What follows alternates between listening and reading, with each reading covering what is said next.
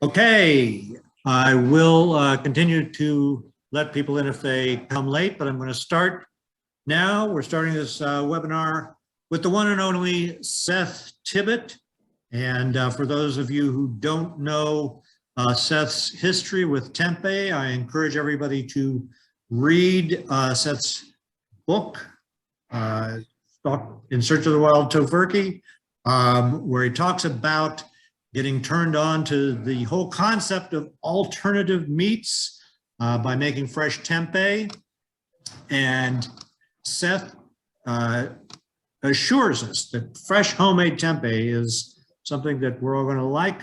I've been skeptical thus far, but the man knows what he's doing. He founded Tofurky and has made it into one of the most important companies for vegans and plant-based eaters anywhere. So without any further ado, here to talk about how you can make your own fresh tempeh at home, I'm turning it over to Seth Tibbott, and I will mute myself now.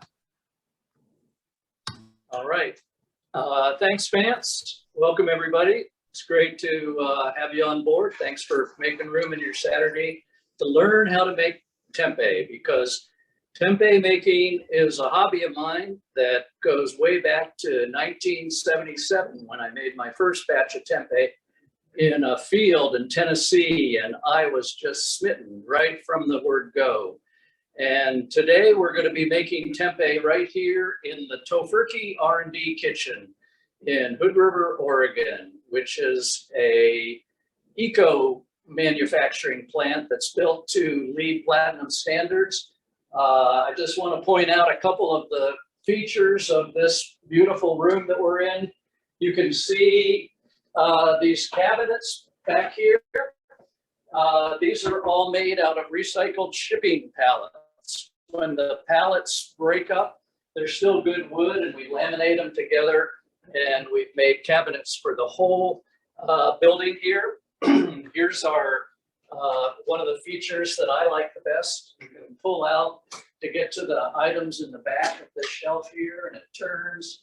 It's a really cool place to make food, and this is where the magic happens. And today, that's what we're going to try and do. We're going to condense the tempeh making process, which really is about a 2-hour process, down to about 45 minutes.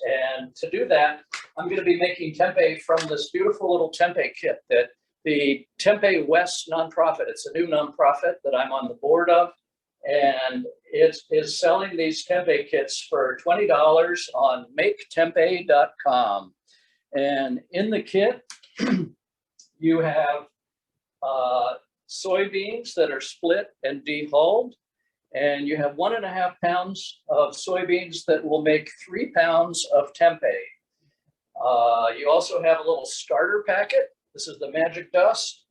You have a little thermometer, and that'll regulate your temperature. You have some incubation bags, and you have a little pin to perforate those bags with just the right amount of air to get in there. And it's great to have, especially these split dehulled beans, because dehulling the soybean is one of the most arduous tasks, and I had to do it all by hand and I'll get to that in a minute, of how you can dehull soybeans if you don't have the split beans. But tempeh is an amazing food. It's from Indonesia, which is the 4th largest country in the world, has 17,000 islands, and I think 1/5 of the world's languages are spoken on that continent. And tempeh is like the dish that all classes of society, rich, poor, middle class, they all eat tempeh. And the tempeh comes from these small tempeh shops that make, a couple 100 pounds a day. The government regulates it so that no big tempeh business can come in, because this is an important source of income for the people of Indonesia, is all these little shops that make tempeh. And they make amazing tempeh. A lot of times they wrap it and incubate it in banana leaves or jungle leaves. And I've been to Indonesia twice, once with my wife, Sue, who, by the way, is our camera person today. Thank you, Sue. And also, I went there in 2019 and traveled with this group of tempeh aficionados. So it's an amazing country and it's an amazing food. You know, in the pantheon of soy foods and different new proteins that we have, there's nothing that beats tempeh in terms of converting beans into an edible, delicious product. Like a 60-pound bushel of soybeans will make 105 pounds of tempeh, and about 72 pounds of tofu, about 4 pounds of beef, about 8 pounds of chicken, and about 30 pounds of TVP, or SPC as it's called. So tempeh is an amazing, sustainable food, and it's just, it turned my life around. This whole building would not be here if it wasn't for tempeh. This has been my North Star since 1977. But I still like to make tempeh at home because it, as Vance said, there's nothing like fresh tempeh. And when I hear somebody say they don't like tempeh, I ask, have you ever had fresh tempeh? And nobody that's had fresh tempeh has ever said that they don't like it. So let's get into it right now. What we're going to do first is we are going to take these soybeans that I have soaked. I came in here yesterday and I brought the water to a boil, and then I turned it off and let them soak overnight. You can see a little bit of the white pre-fermentation going that's lowering the pH to the water and the beans, because you want the pH to be right about 5. It does better in an acid environment. So now, Sue, if you'll come around here, I'm going to take these beans that have now been cooking for roughly 55 minutes. And I've got a colander here in the sink, and I'm just going to dump the beans out into the colander. Got a few in here left. Don't want to miss any beans.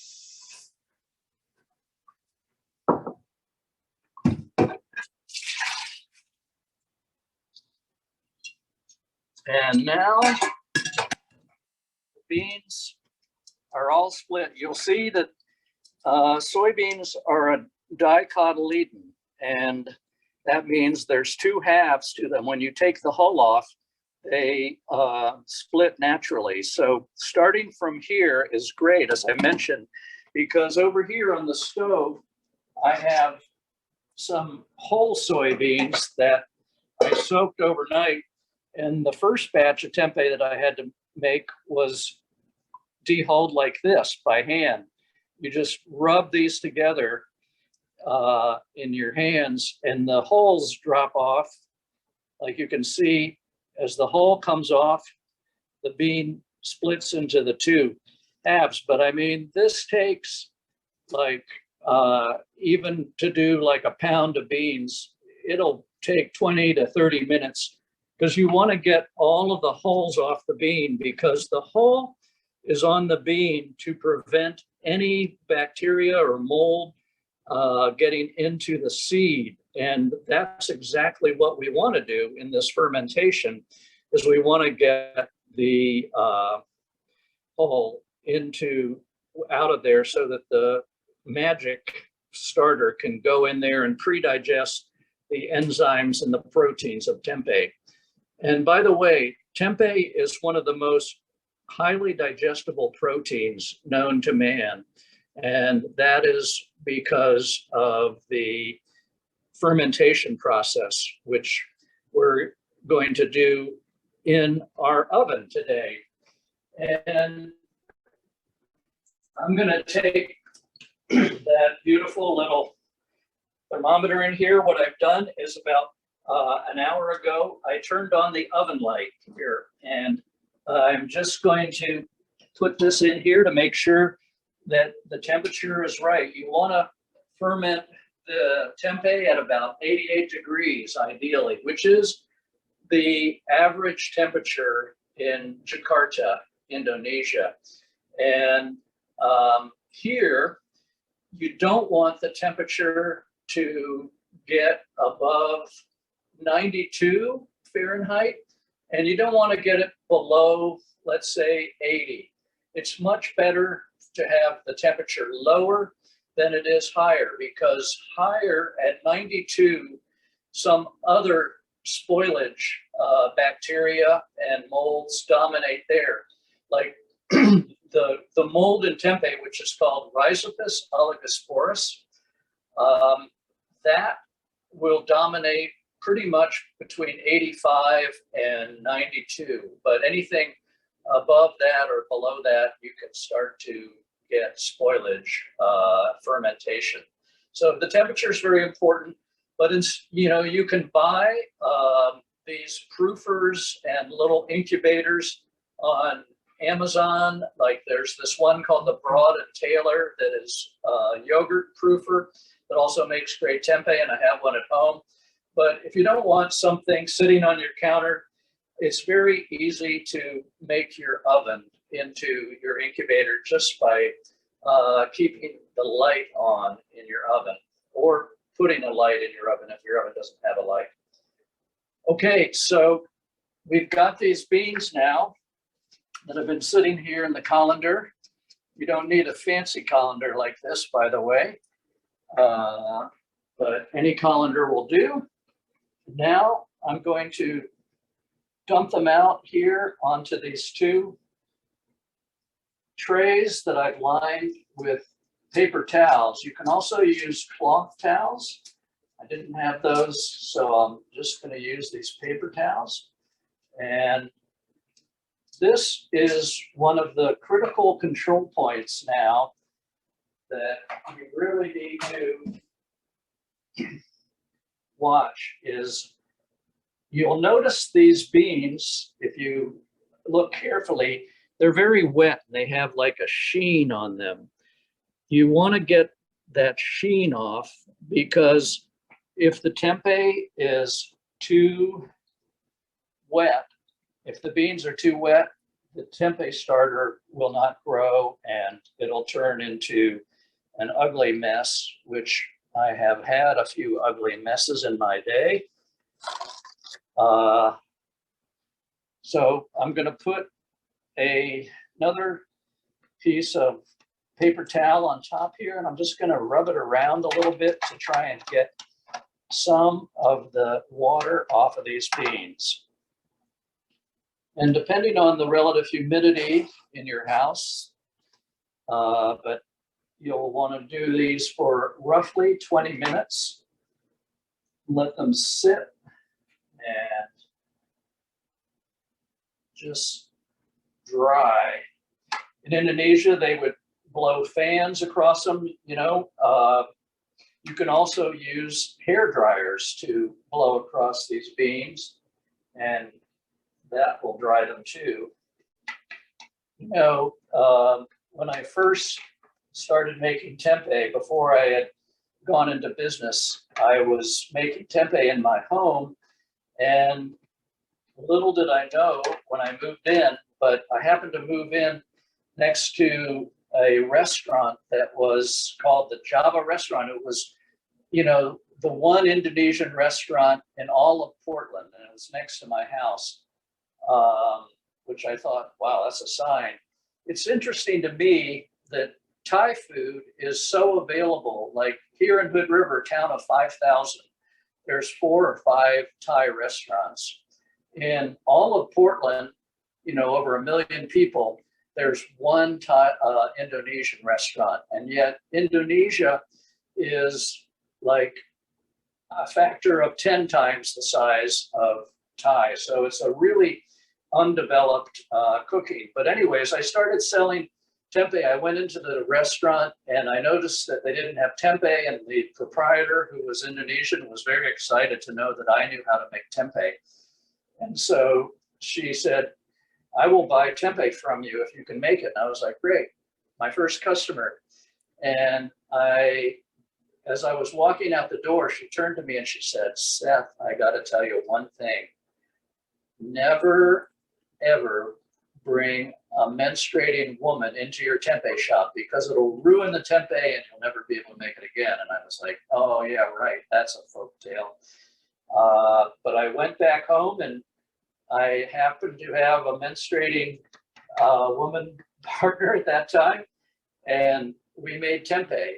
And the next morning, it was terrible. It smelled like baby diapers, like dirty baby diapers. But the thing was, it wasn't really anything to do with the folk tale, but it was more that the beans had been too wet because I was making a bigger amount of beans. So that's where I learned that you really needed to keep these beans very, very dry. Okay, so these are drying. By the way, if anybody has questions, be sure and put them in the chat, and I'd be happy to stop and answer them. And We do have questions so far, but none of them, I don't think, we'll get to them at the end. okay. So while these are drying, we've got another task before us. I'll bring the little pin over here, and we are going to do another very critical control point, which is we're going to perforate these bags. And I got a little T-pin here, and the bag, I've got it half perforated. I didn't want to take up too much time. And what I'm going to do is I've taken 4 bags and I've got these clips to hold them all together. And you just want to puncture all the way through the bag. It's very important to go through all of the bags so they all get perforated. And I'm doing them on 1/2 inch centers. So approximately every 1/2 inch, you want to have a hole, because if you don't have the right hole size, it can, like if it's too big, the tempeh will dry out and it won't grow that well. But what you see on there, if the hole sizes are too big and it dries out, maybe some of you that are tempeh aficionados have already seen this. There'll be little black spots on the tempeh, and that's one of the causes, is too much air getting in there. But you really want to get these pins just the right size. And I find that this pin or a size 7 sewing needle will make wonderful tempeh. So this is actually one of the hardest parts of making tempeh, is perforating these bags. Like I said, if you're lucky enough to live in a tropical climate and you have some banana leaves, I've made tempeh with banana leaves when I was in Hawaii, and it's a really good way to do it. The Indonesians actually use hibiscus leaves, jungle leaves of all kinds, but primarily banana leaves. And the banana leaf tempeh in Indonesia is like the best, and people really seek it out.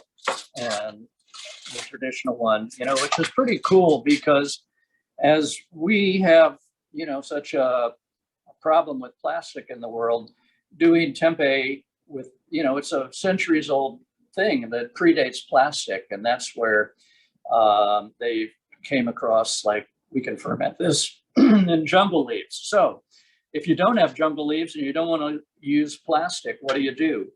I have a bread pan here, and I am going to put the covering on here, a little aluminum foil. And here I'm going to punch the holes more like 1 inch apart, because you don't need quite as many holes on here, because some air will seep in through the sides. And, you know, this method of making tempeh was the one that I used all the time when I was just starting out.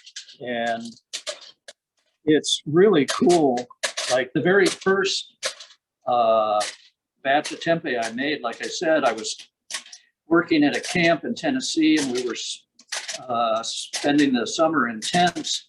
And Tennessee is very much in the summer like Indonesia climate-wise. So it was about the perfect temperature, 88 degrees. And I put the dehulled inoculated beans in a pan, and I put a little piece of tin foil on top, perforated it, and I put them on a chair out in a meadow. And when I came out the next day and I pulled open a corner of the tray and I looked at it, there was this beautiful, I mean, it was like a half-inch layer of the white tempeh mold growing on top of these beans, and there was water beating up on it, and it was just awesome. I took it into the staff and I showed them, and I was like, this is so great, let's all eat this. And they were like, oh man. But they had been drinking beer all afternoon, so their decision-making process was down a little bit, and we ate this wonderful fillet of tempeh with sweet corn and okra, and it was just like so incredible. But you know, it's funny because I have had people in here where I've made tempeh in the pan like that, where you have this big layer of mold, and they're like, ooh, I love tempeh, but you know, this is like too much for me. But I think it's beautiful. And it really makes a beautiful, I call it free range tempeh, because the mold is free. It's not confined to this plastic bag. So that's the deal there. Let's see now. How are these beans doing? Let's check on them. Okay, they're really starting to, they're drying faster than I thought. You can see that the shine is off of the beans a lot. So that's what you want. You don't want them to be too dry either. Like that's why I've never been comfortable using like a hair dryer, because that could really make them a little bit too dry, I think. But you know, these right now, I think look pretty good. I was going to do some cooking now while these dry, but I think we can go right into the inoculation process. Okay, so the beans have been cooked. I'm not getting any They've volume. been dried, and now I'm going to inoculate them.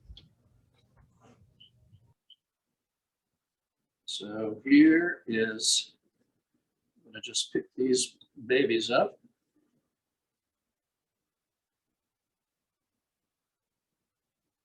Move them into the pan.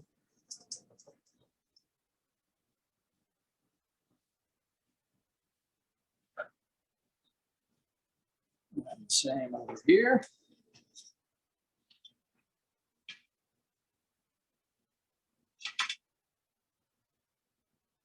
We've apparently entered a time warp, and 20 minutes has gone by in 10 minutes of real time. All right. So next,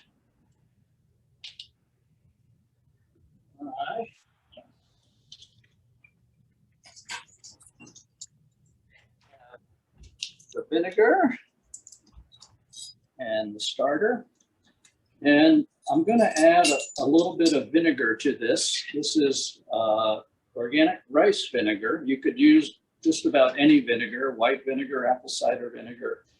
What you're trying to do is lower the pH to get it closer to 5. So I've got the vinegar in there. The Indonesians don't use vinegar because of their heady pre-fermentation. And they actually, the way they dehull beans is kind of cool. So after the beans have been soaked in some of the really remote villages, they put them in bamboo baskets, and then they go down to the river, and the women of the village will go out with bare feet and they'll stomp like people stomp on grapes, they'll stomp on soybeans, and the hulls will just float off down the river.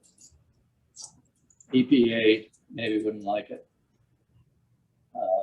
Okay, so now I'm going to put in 1.5 teaspoons. By the way, you don't want to stick I mean, it's very small, but you don't want to stick a spoon or anything in there that might contaminate the starter. So you want to just dump the starter carefully into the spoon. This is the magic dust, and I'm going to spread it all around. And it calls for 1.5 teaspoons or 7.5 grams of starter, which is half of this pack. It should make 1.5 pounds of tempeh. And now I'm just going to clean spoon here and stir this up.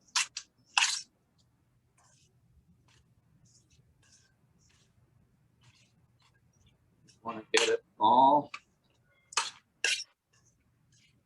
stirred. That should pretty much do it.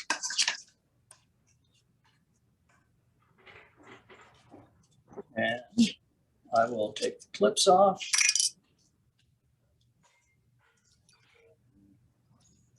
We are ready. This is like, it's like falling off a log.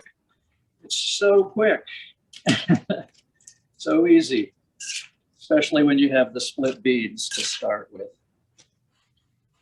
And I'm just gonna put, I think, a bag. These are like snack bags, I think they're called. And they're about 3 by 6 inches. And they'll hold roughly 4 or 5, at least about, I think I figure 5 inches. I mean, it's 5 ounces, excuse me. And I will seal that up. And I'm just gonna set it over here on the side for a second. And I think I'm gonna put this up here because I want to show you how much you want to put in here. You don't want it to be too thick because you want the tempeh to grow all the way through. In Indonesia, there are places where they've made tempeh I think 1 3/4 inch, almost 2 inches thick. But here, I've never had success doing much thicker than 1/2 to 3/4 of an inch. But here's some free range tempeh getting ready to go. You can see. Yeah, we can go a little bit higher.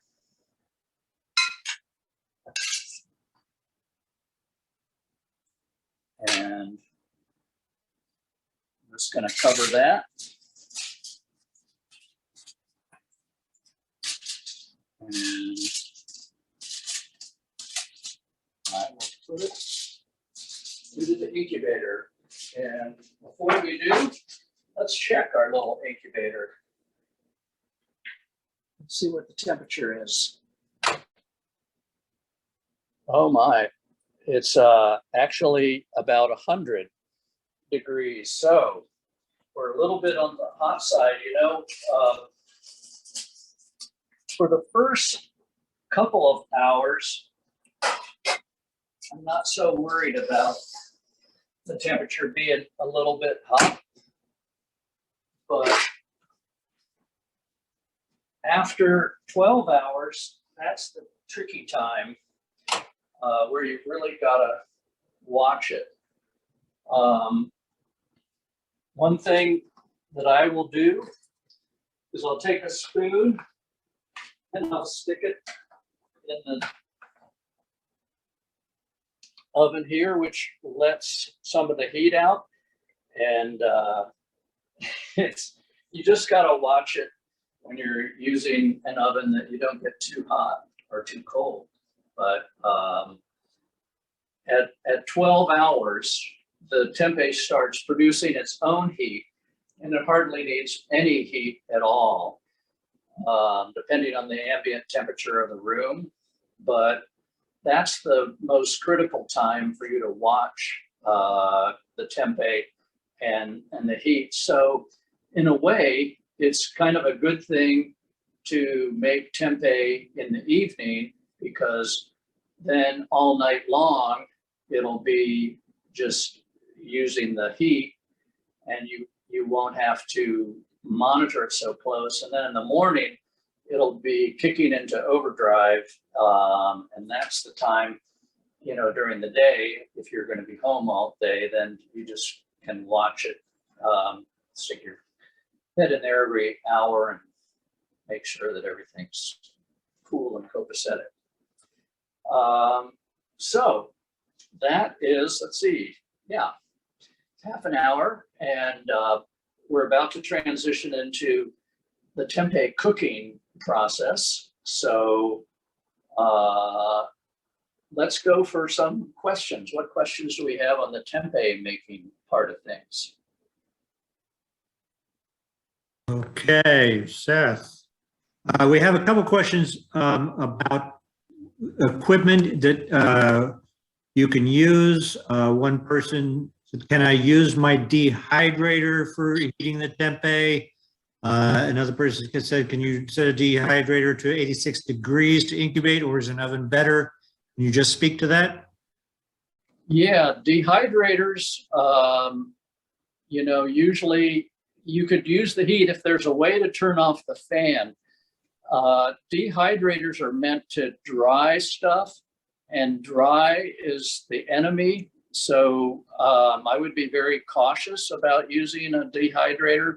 But if you could somehow adjust the fan to a very, very low setting, so it was just stirring the air, like we have a big incubation room where we do thousands of pounds of tempeh a day. And we have these large ceiling fans that are pushing the air down, and then there's ducts with airflow, but it's really like a gentle airflow. Food dehydrators usually have an airflow that is a little bit too much for tempeh. So I don't really recommend, especially if they have a fan on high. Okay, we had a couple people asking specifically about those black spots that you described. Is that safe to eat, or is it not safe? Is it healthy to eat? Yeah. What is it? Yeah. That's a great question.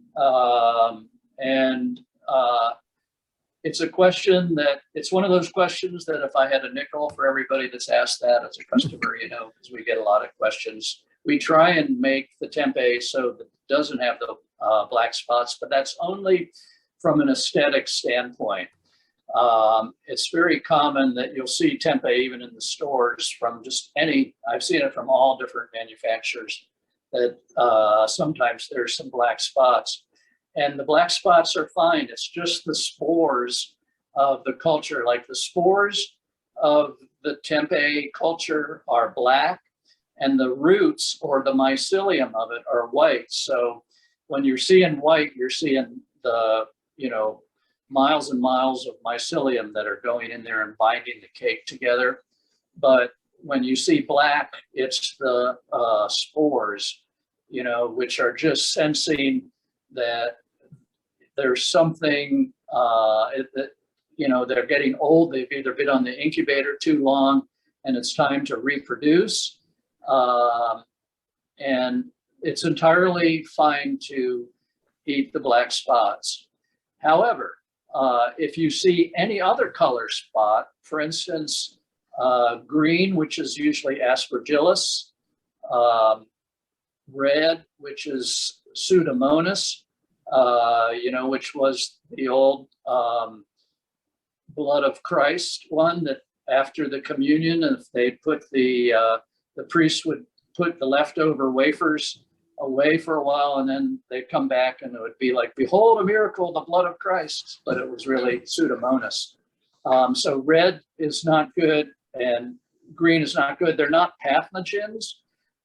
You know, the Tempeh culture is very viral, so it crowds out just about all other bacteria or fungi or molds that might be growing. So it's a very safe fermentation, and the other one that you want to look for is if there's any kind of sliminess or like the smell, like I was referring to when that Tempeh batch went wrong early on for the Java restaurant, it's called bacillus, which is a very smelly, slimy bacteria, and that usually is a sign if the incubation got out of control and it was too hot. Bacillus likes to live closer to the 100 degrees and above.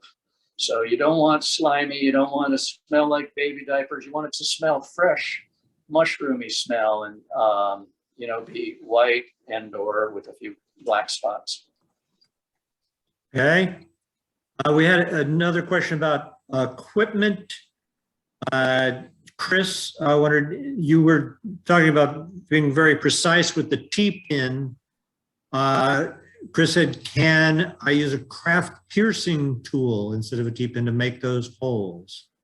And if you kind of related to that, Sally and Steve, if I use banana leaves, do I still need to punch holes in them?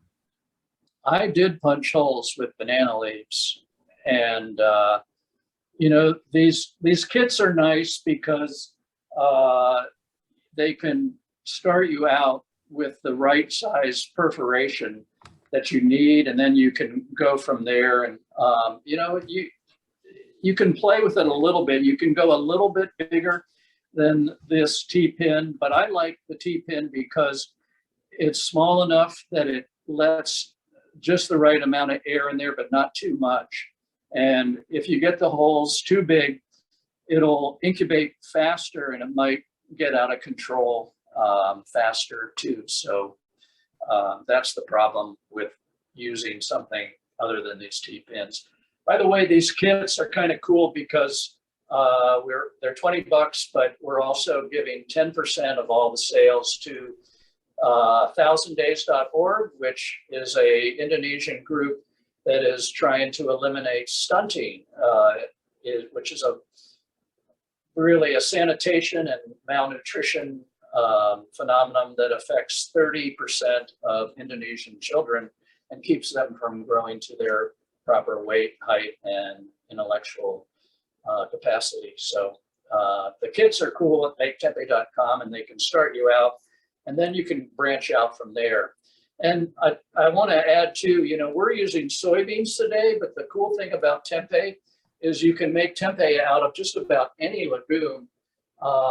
Like I just found out that the India grocery stores that you have, they sell split chickpeas, and chickpea tempeh is a really cool tempeh that you can try, but any bean or grain can be tempeh, basically. And the rule of thumb is you want to undercook the bean or grain by about a third of the time. Like if it's half an hour to cook white rice, you want to just cook it for 10 minutes for tempeh.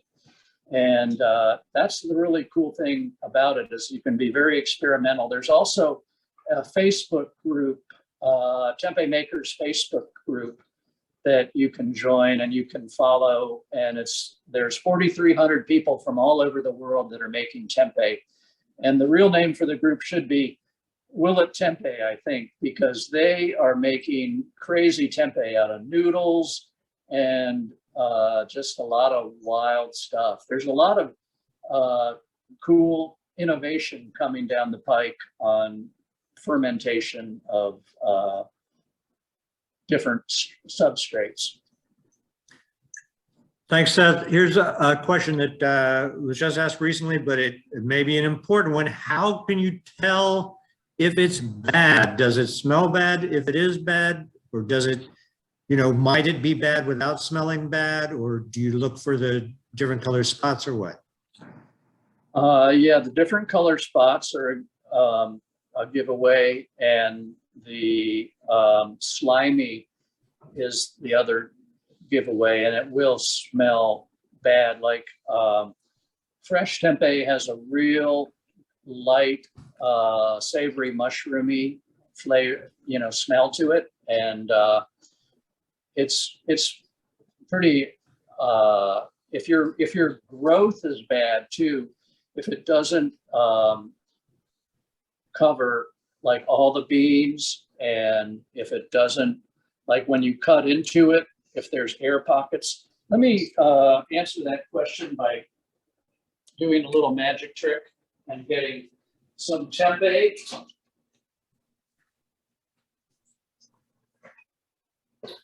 That I have made. This is tempeh that I made a couple days ago at home. And you can see on here, there are a few little black spots. Like that's nothing to worry about. And if you look at the inside of this cake, you'll see that between the beans, everywhere, it's like a mosaic. It's like filled in. If you would just see air pockets in there, it would be the fermentation wasn't complete when you harvested the tempeh. But the other thing about the tempeh that's pretty cool is when it's really done, look how thin you can slice this tempeh. I mean, that's like wafer thin, and it still holds together when I pull it. So that's another really good thing to test at home. Like you could take it out and you could see, I mean, that's a beautiful cake of tempeh right there. It's just very well knit and holds together when it's really thinly cut. So that's what I would go for. I mean, I can even, it just smells so fresh and so good. I just want to cook it up, which is what I'm going to do next. But let's finish with any other questions on the process of making tempeh. Just one question about you're making these little single plastic bag size cakes, and someone had asked, could one use one large zipper bag rather than several small ones? Is there a reason that that amount is optimal? It's just a nice size to cook with, but no, you could use a bigger bag. The bigger the bag, it does get to be a little bit dicier in the incubation because you can have pockets that may not incubate, at the same temperature as other places in your incubator. We do make larger slabs of tempeh for food service accounts, and we've got it down. But when you're starting out, I recommend doing these small little bags just because they are easier to make tempeh in when you're starting. But yeah, you could use bigger bags, you could use bigger trays, but I recommend these. Okay, one more question before you get to the cooking. There's a question somebody had asked that we now have a groundswell of urgent desire to hear this answered. Can you use an Instant Pot? Can we use it in what? Can you use an Instant Pot to make the Oh, tempeh? for incubation? Yeah. I have heard stories of people using it. I'm not that familiar with Instapots. I think the problem might be overheating. Might be hard to get it, down low enough. I don't know much about Instapots, but I think if you go online, you can find some people, and certainly in the Tempeh Makers Forum, there's conversation about Instapots. Okay. Anything else? Or should we cook? Well, let me just, since you asked, someone had asked, in Indonesia, did they cook the tempeh or do they eat it raw? Do they do both? Is what you're going to cook something that they do in Indonesia? Is just what you do? Good question. Just about every manufacturer that I've spoken to does not want you to eat tempeh raw. Tofu is one thing you can eat raw, and it's safe and delicious. But with tempeh, I have heard people that eat it raw, and the tempeh that you buy in the store has all been pasteurized for the most part, and so it's fine.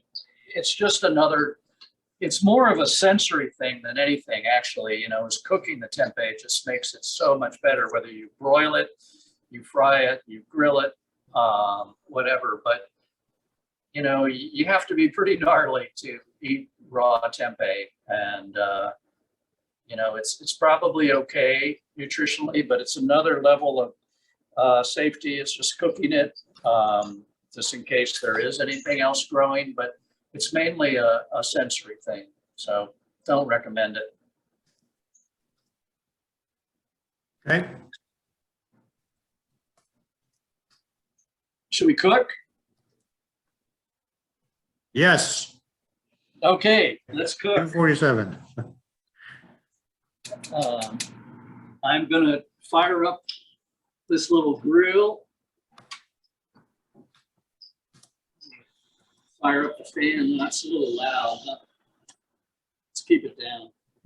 Okay, so I think everybody got the tequila tempeh recipe, which Sue has developed, and it is an amazing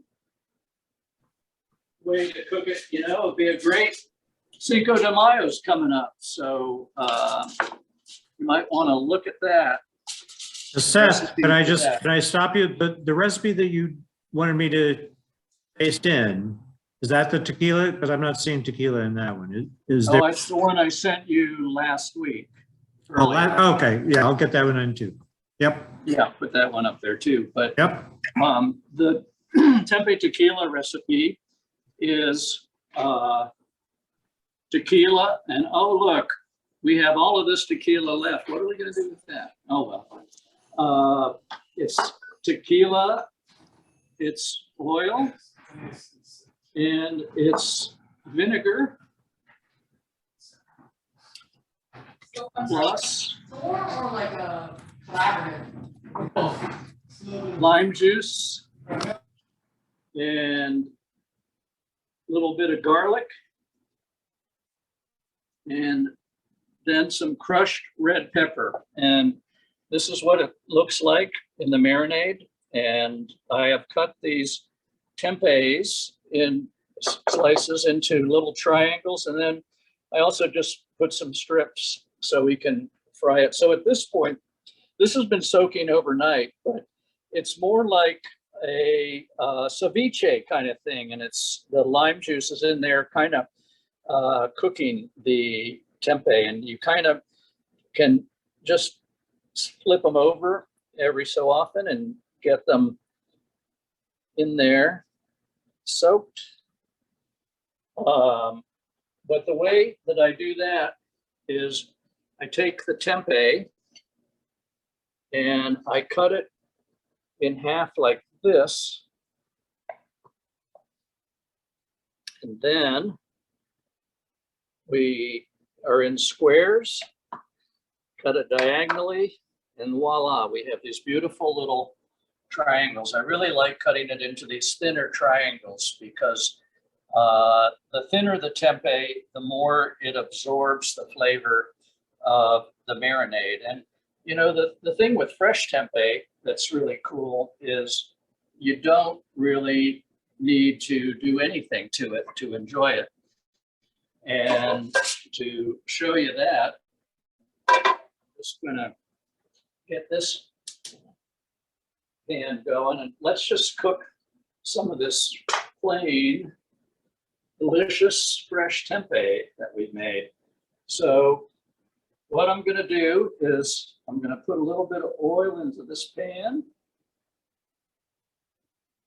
and heat it up. You want the oil to get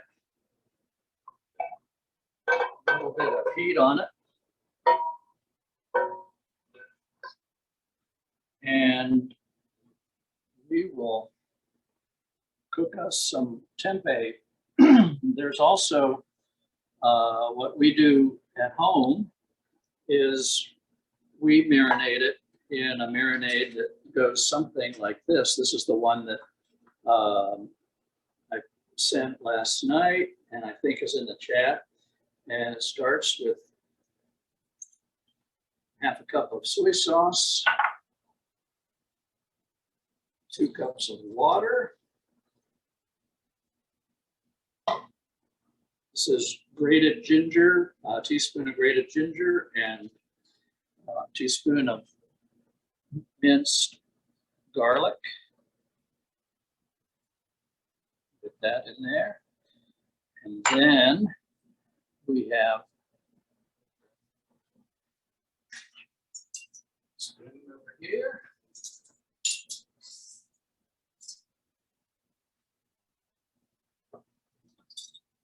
I think it's a tablespoon of sesame oil.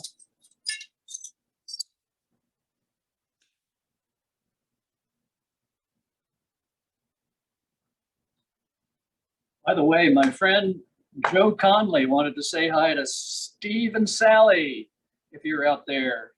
Hi from your friend Joe. He said you were going to sit in on the class today. So hi to Steve and Sally. Okay, so here's this marinade. And I'm going to just put some of these tempeh strips in there. I'll put this down. We're almost ready to fry over here. This one.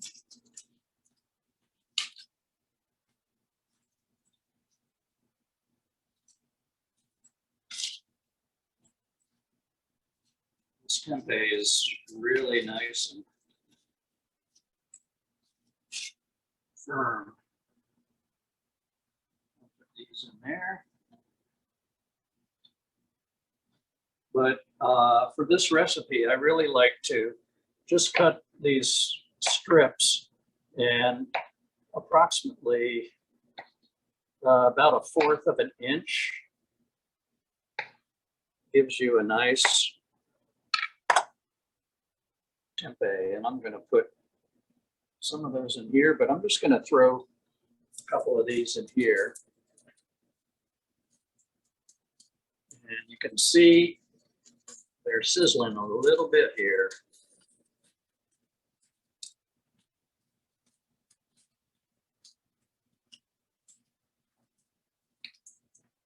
And you want to watch these closely.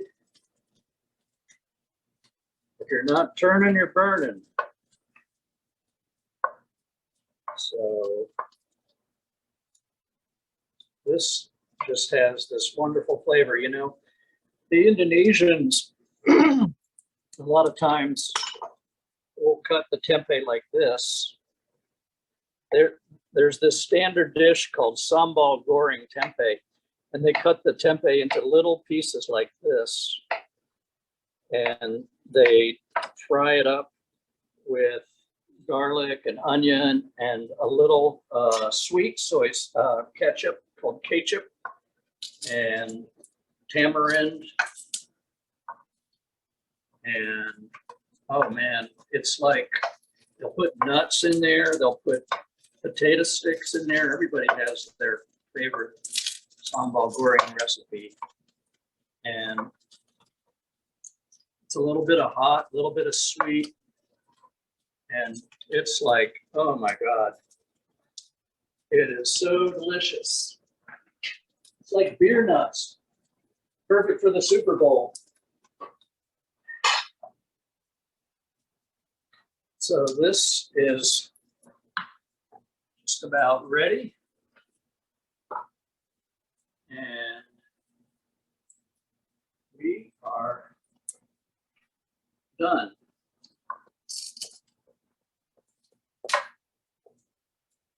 Just going to put it on a little towel. And at this point, this is ready to go into a stir fry or sandwich, or just being used as an appetizer.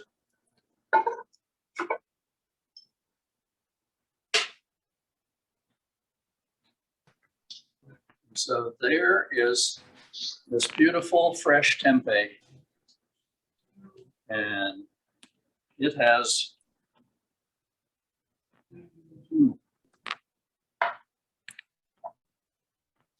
kind of a nutty flavor. And you know, there's good tempeh made that you can buy in just about any store now, but I'm going to say quoi about this fresh tempeh that I'm tasting right now that no tempeh that you buy in the store has. And it's just so delicious, just as without doing any kind of marinade or anything to it. So I just love it. Now, for your party at Cinco de Mayo, here's the other cool thing about tempeh is it'll hold onto a skewer and you can barbecue it.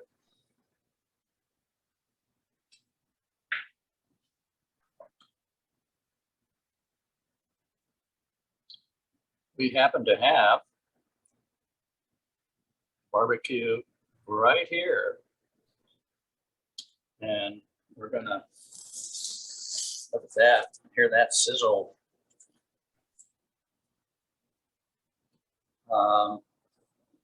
There's different sections of Indonesia that have different styles of cooking tempeh. One called Solo, and in Solo, they're famous for their satay, tempeh satay, and they marinate the tempeh, and then they sit out on the streets with these little hibachis, and they make a tempeh very similar to this, and it's in like a satay. So Seth, you've shown us grilling it in oil on a grill. Someone had asked, can you use an air fryer? Yes, we have used air fryers. We haven't mastered the air fryer. If you're an air fryer master, absolutely, you could fry up tempeh. I would think, especially store-bought tempeh, you'd want to marinate it, wouldn't you, Sue? So you marinate it, throw it in the air fryer, and boom, you're done.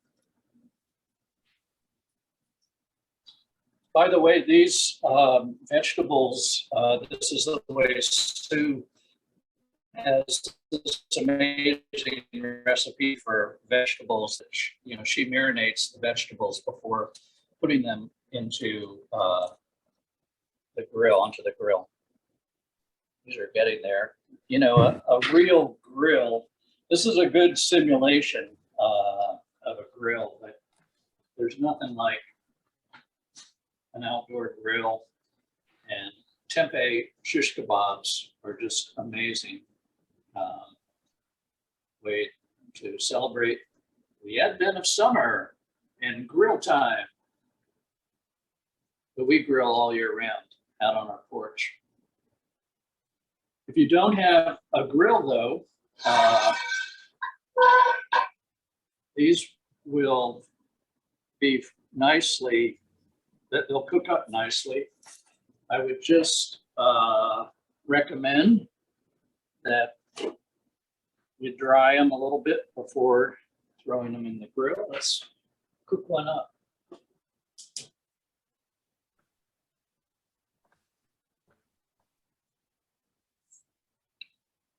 Ooh, yeah, look at that.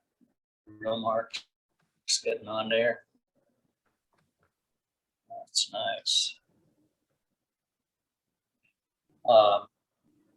You don't want it to splatter, so you can just take them out. Put this one up too.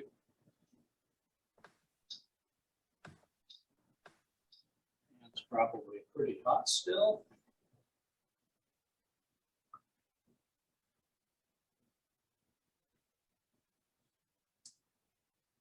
Tempeh can be baked or broiled. Doesn't have to be fried. There's nice, you know, if you broil it, you just can brush it lightly with a little oil to keep it nice and moist. Make a tempeh bacon with a little bit of liquid smoke.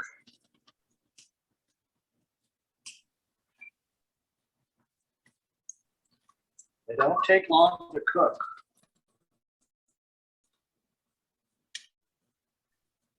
While it's cooking, I have a couple of questions that are dying back to earlier tempeh making process. Yeah. Andrea has apparently tried to make tempeh and says crumbly tempeh that doesn't hold together seems to be my issue. You were showing us how the area in the beans gets filled in. Is there some one step that you have or one tip that would, if your tempeh is too crumbly, what you need to do? Right. I wonder if she's completely dehulling the beans, because if it's soy tempeh she's using, you really need to have those beans dehull, or they can lead to crumbly tempeh. Because if you don't have all of the beans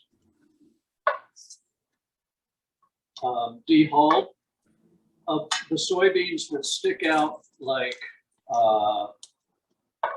marbles, and you won't get a complete fermentation. What else could cause that?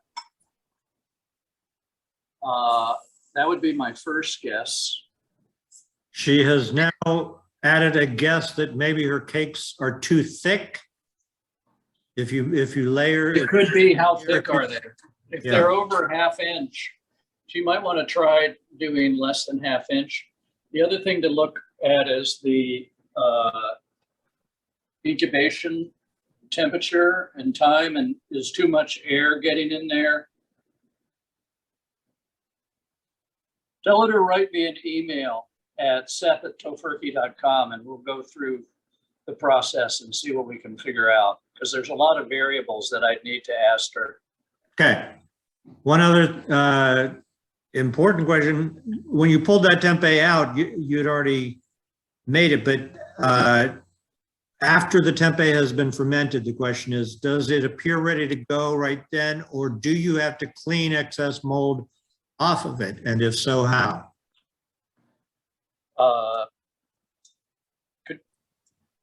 It's ready to go as soon as it comes out of the incubator.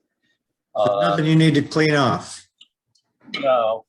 Okay, And so, yeah, right as it comes out of the incubator, in fact, it's like corn, you know, like you get the pot boiling and you go out and pick the corn, you husk it on your way to the pot, and you throw it in. The you know, it'll last for like 3 to 5 days, I would say, without losing much of the flavor. If it's refrigerated in a container that's covered or a bag, but you really want to get it fresh. You know, I think that's one of the reasons why it's so popular in Indonesia is you have these thousands of small shops. So, you know, you go to the market and you buy the fresh tempeh, you take it home and you cook it that night.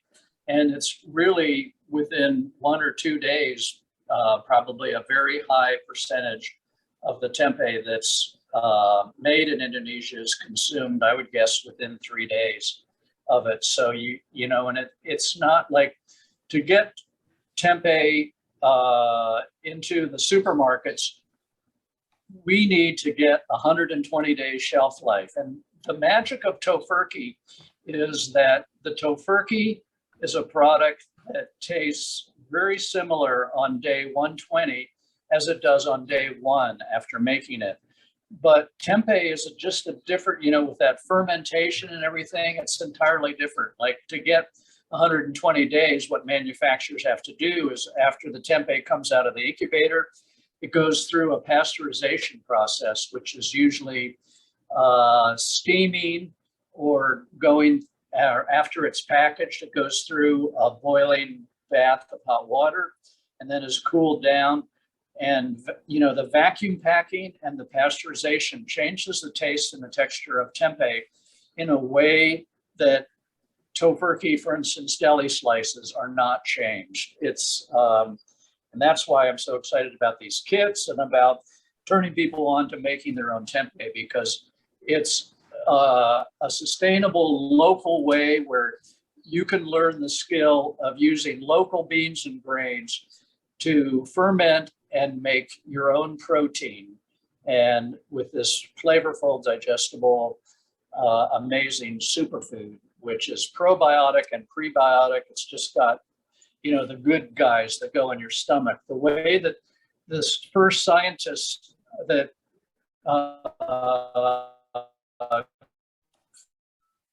the way they found it, they found that in World War II, when the Japanese took over Indonesia and they had these detention camps, the detention camps where they had access to making their own tempeh had a lower incidence of dysentery than ones that didn't.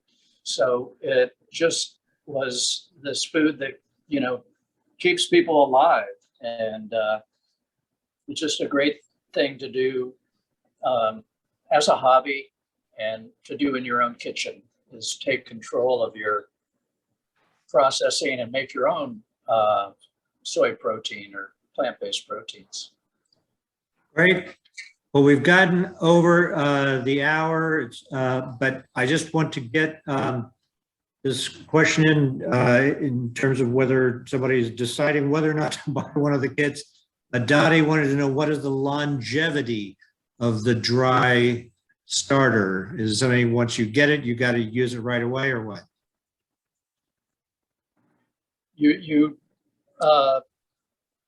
I didn't get the question because you So cut out sorry. there for a second. The longevity of the dry starter. Oh, yeah.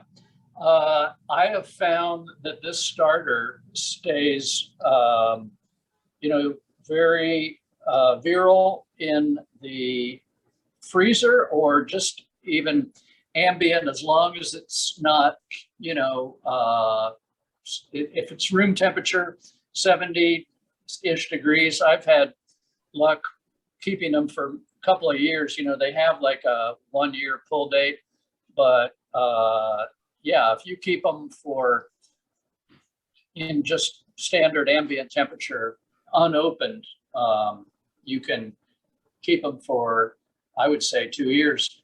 But if you're, after your opening, it's probably a good thing to cover tightly, you know, wrap them up, put them in a bag, and put them in your freezer. Okay. That's what I. One last one that just come in that I'm curious about from Mary Lawrence. Have you ever used tempeh in an application that's not savory, such as a dessert? Can it? Oh, that's a great question there.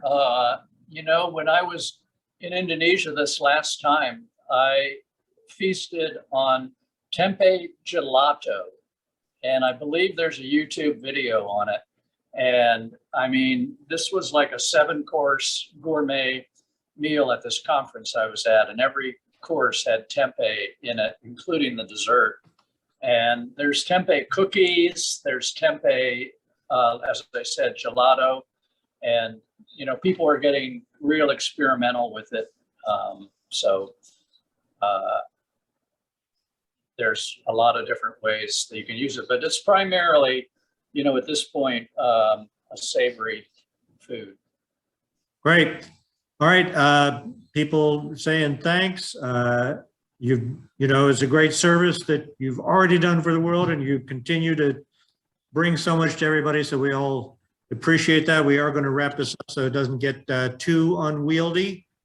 But again, I want to thank Seth Tibbott. Is there any last words that you want to leave us with in terms of, I mean, we know now we got to hightail it over to maketempeh.com. But anything else? Yes, sir. I just would, yeah, I'd encourage people to maketempeh.com, get a kit. We sold out of kits, but we're making new ones now. But if you order, we'll have them out to you within a week to 10 days. And the book tells the story of how Tofurky came to be, and tempeh was really the driving force for many years behind what I was doing. And it's a crazy story. And then if you're looking for a good tempeh cookbook, try the Tempeh cookbook from Dorothy R. Bates. It's a beautiful cookbook, has a lot of great recipes and very simple recipes. You know, sometimes recipes can be overwhelming and long, but tempeh cookbook's awesome. So happy tempeh making. Great. All right. Thank you, Seth. Thanks everybody for coming. And you know, to get your tempeh kits, start making them. And for anyone who's in the Philadelphia area, be sure to come on down to the American Vegan Center, which is where we hosted this from. Just one of the many things that we do at the American Vegan Center. Okay. Thanks again, Seth, and thanks everybody for attending. That concludes our tempeh making seminar. See you all next time. All righty.